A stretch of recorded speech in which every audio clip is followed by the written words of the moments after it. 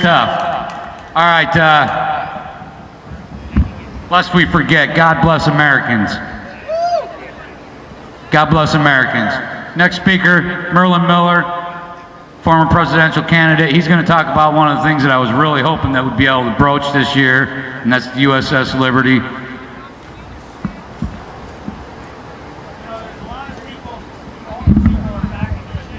All right, let's give a warm round of applause for Mr. Merlin Miller.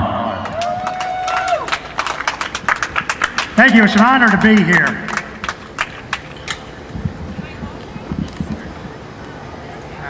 What was great is to see patriots here, patriots who are underdogs, who are politically incorrect, but are correct. You know what's going on in the world. I've gotten involved in a few things over the last several years of my life which were totally radical from where I came from. I was politically correct. Till about 11 years ago, when I met a survivor from the USS Liberty. I was actually marketing a motion picture. I was in the film industry, independent, meaning outside of Hollywood without any of the Hollywood assistance. We were marketing a film called Jericho, and I met through the distribution chain a survivor. He told me a little bit about their story. I'd never heard of it. I was an academy grad. I knew Naval Academy grads. I'd never heard the story of the USS Liberty. So I didn't totally believe it. But one thing led to another. I started doing a little bit of research on it. And over the course of the next 3 or 4 years, I started to find out that this story was true. It was shocking. It was the kind of story that our military, although they know nothing about, needs to know a great deal about. The story of the Liberty itself, and I won't go into a lot of detail about this because there's several other things that I'd like to touch on today. But what happened in 1967, on June 8th, this ship, which was an American intelligence gathering ship, was attacked off the Sinai Peninsula by the forces of Israel. Now, this attack was intentionally done, but it was done initially with unmarked jets. It was done such that we had no idea who was attacking this ship. The ship tried to get off messages to the 6th Fleet, and actually they succeeded. A couple of crewmen did some heroics. They strung a line after all their communications had initially been wiped out by the initial strafing runs. They got a signal off, and jets were coming to their rescue. They were called back. They were recalled, and this ship sustained nearly 2 hours of intense attack by aircraft, then later torpedo boats, and then a helicopter with commandos on it, which fortunately left, thinking that our forces were finally en route to try to come to the rescue of the USS Liberty. 34 sailors and a couple of civilians were killed that day, were murdered by the Israeli forces. 173 others were wounded. This was out of 294 sailors and crew people aboard. The ship did not sink, even though it had a 40-foot hole in its side.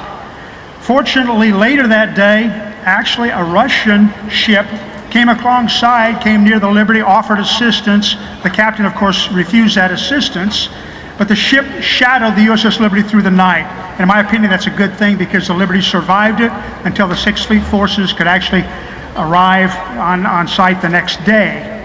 The next 6 days, the Liberty basically limped back to port at Malta. They didn't go to Suda Bay, which was much closer. They went to Malta. And of course, the ship miraculously survived that trek.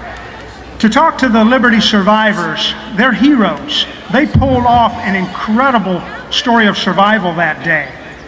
There were over 800 rocket holes in that ship. About 5,000 armor-piercing rounds hit that ship. 5 torpedoes were fired at it. 1 hit and, of course, created that 40-foot hole. Napalm was dropped on the ship. And later, those commandos, had they rappelled down on the ship, certainly would have been there to kill off the crew and scuttle the ship, and removed all evidence of what happened. Now, we might ask ourselves, why did this happen? And then in the aftermath of this, even more incredible, this was covered up. The president not only recalled those rescue aircraft twice, but they then gave an order that those seamen were never to be reassigned together, any two together, nor were they to talk about this event.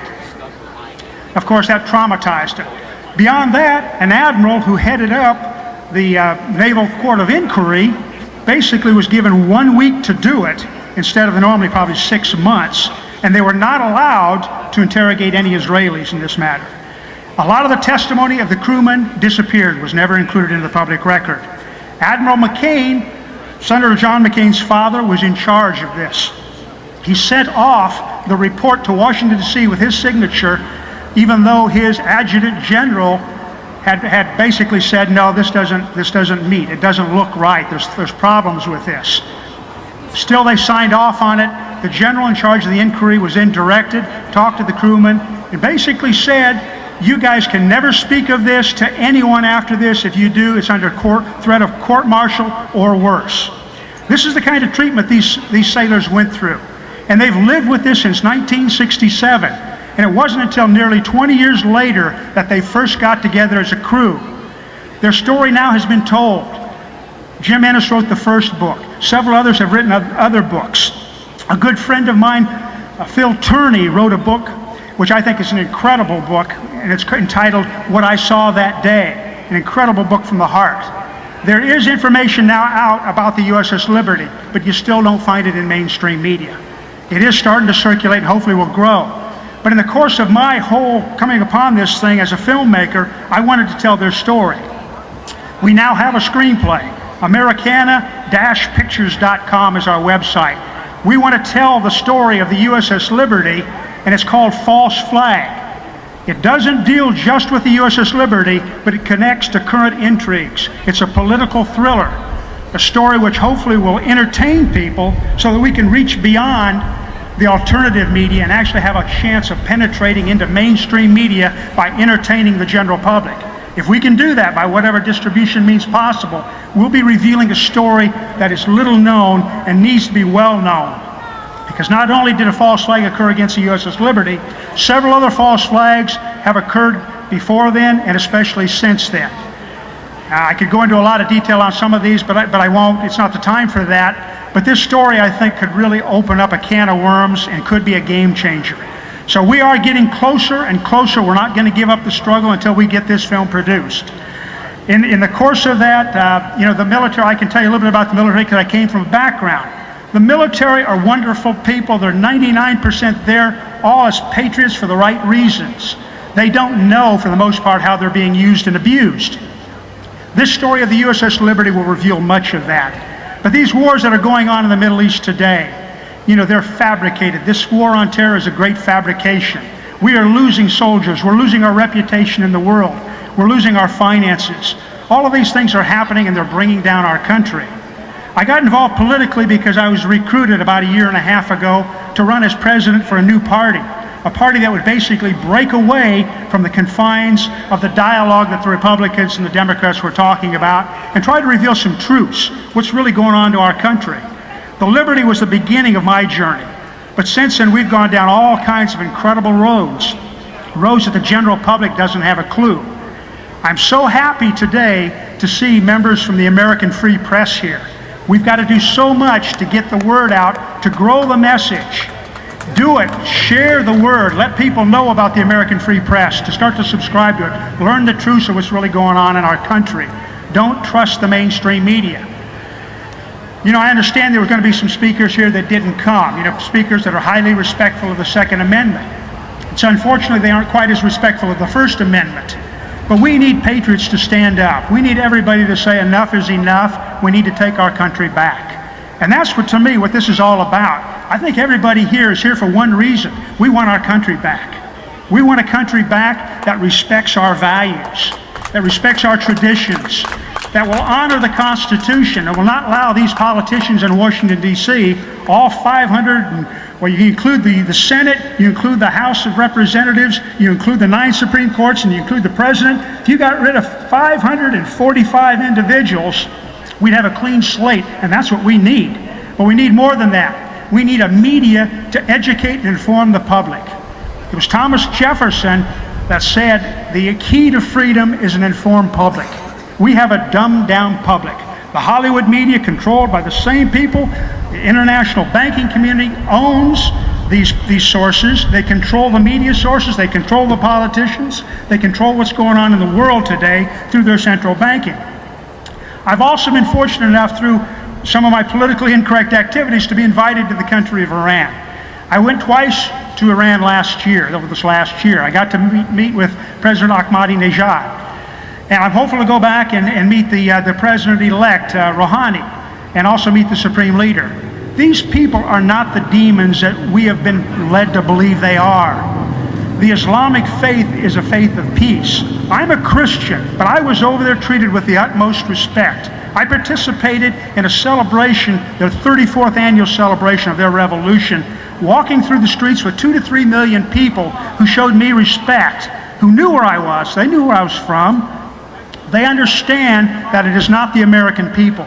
They understand that our government is Zionist controlled. We need to stand up and do something about it. There's so many things that we can do.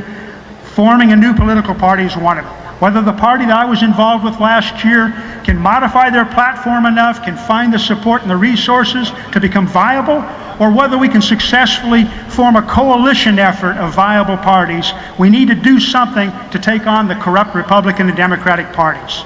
They both say the same thing. They might profess one thing, but when they get in office, they do the same thing the other party did. They aren't representing America's people, they're representing special interest groups. So we need to do something about that. Where do we have forces in the general mainstream today that are standing up for honor and integrity? I think we have them, but quite often I think they're scared away. They don't realize that this is very serious for our country. It's not going to be very long and America is going to be on the precipice. We're already there. Our country is in serious trouble. We've got an immigration invasion going on with 20 to 30 million illegals in this country taking jobs that Americans can't find. They're going on the government dole.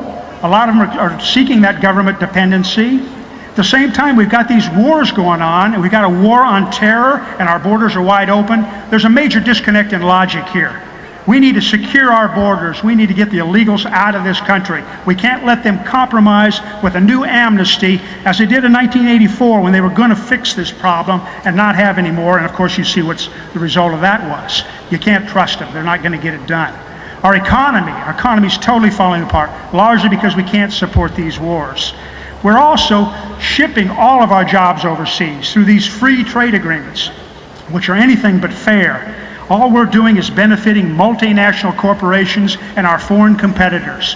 We're creating another third world country here in America, and that's what's behind all this. When you start to put all these pieces of the puzzle together, you finally come to the conclusion that a battle is going on right now between two forces. The forces are globalism, which is the Rothschild banking network, their Jewish American organizations of support within the United States, the American mainstream media, the political arena that they control. Powerful. They have power, great power. But we have to stand up. We have to find a way to fight that. But the force that can fight and beat that is nationalism. America needs to get back to its roots. We need to be a country that'll stand strong again for American ideals. We were founded as a Christian nation, European derived. I have nothing against people from other countries, other walks of life, but let's protect America's national identity. Let's protect what we're all about. Let's build from that. Our founding fathers gave us something so incredible with that Declaration of Independence, and if you read it now, you read the first few paragraphs, you'll see direct parallels to what's going on today and what happened back then. Those founding fathers were brilliant men. We need to recapture that. We need a nationalist spirit to say, let's put America first. Not in a way which says we're special, we're American exceptionalism. No, America should not be involving ourselves in every other country's business. We should reach out with friendship, with diplomacy, seeking fair trade, doing those things that protect the American worker's interest, because our middle class is being wiped out. You look at where we were when I was young versus where we are today. You know, the change is just so traumatic that young people today don't have a clue. If we're going to have a future for them, for their children, we need to stand tall now. We need to draw a line in that sand and say, enough of this. I'm not afraid of the Zionists. I'm not afraid of the banking network. I'm not afraid of a police state, because the police and the military both are made up of great patriots. They just don't know what's going on. They need to know what's going on. You look at the police back when, in the 50s and the 60s. Who did we worship? We worshiped Andy Griffith. He was the role model. He was wise. He was a community servant. He did well by the people. Who do we have today? The role model for our police forces is Darth Vader, wearing a black helmet, bringing tyranny to our neighborhoods. Let's put them back in their places, but let's do it in the right way. Let's educate them. They are the government's servants of the people. The people still rule. We have to take that back. Same with our military. The military, they can't be used internally, and we're violating the laws through executive orders and Congress. Congress, they need to stop all of this acts. They're passing acts faster than we can keep up with them. They don't even read them. They're being given them by lobbies, primarily zionist lobbies, and the banking lobbies, and the multinational corporations. They're told what to get behind. These people are puppets. We need to stop all that. We need to get rid of most of the legislation that's been passed in the last few decades. We need to free the American worker, free the entrepreneur, so they can get back to creating again and show that the American spirit is still alive. We can do it. We can turn this country around and be back on top in no time if we can wake up enough American people and show them what a true American patriot is. A true American patriot is not somebody banging the drums for war against Iran. A true American patriot says, let's get our house in order. Let's stop this control from this insidious group that over the last 100 years has taken over control of our country. Let's get a sound currency working again. Let's secure our borders. Let's stop these wars. Let's stop these occupations. Let's bring jobs back for American workers. Put tariffs up. Why should we send a Jeep to China that costs $30,000? They pay $75,000 because of the tariffs. They ship their goods in here, and we accept it. And as a result, they get all the business. We need to start producing in America again. We've got the resources to do it. Don't believe the lies that we don't have the natural resources. We have incredible reserves in this country. We have incredible technology, patents of which have been suppressed. We need to let the American spirit rise again. I've gone off on several tangents here, but let me close with one final statement, and that's, where do we go from here? What can I do? What can we do to take this gathering here today and spread the word and get it out so that it becomes a force that not only the ADL and Southern Poverty Law Center is a little concerned with and plays intimidation tactics, but let's get in their faces. When your politicians come home to you in your districts, confront them. Ask them, why are you passing amnesty? Why are you trying to write resolutions so that if Israel decides to bomb Iran, we will automatically go to war against Iran? What kind of treasonous behavior is that? Hold these politicians accountable. Put their feet to the fan. Do whatever you can to make them do their job. If they won't do their job, get them out of there. That's what we've got to do. We need a media. We need media, and it's going to grow from places like the American Free Press, a lot of alternative radio and television sources, but we need money, we need patriots, we need backing to have all this happen. I'm still looking to bring a bunch of patriot groups together in a way which can get politically active, whether it's a coalition effort or a new political party, something that can get the word out there where we can stump around the country and really spread the word about what's going on to our country. Maybe the public's not receptive just yet, but they will be in the next year or two, especially as our economy tanks, as these wars continue, as the amnesty is granted, as all those things that are leading to our destruction continue unabated. More and more people are going to start waking up and saying, why do we not have the quality of life we used to have? But I want to thank you all, and I leave you the final message. Do whatever we can. Let's take back America.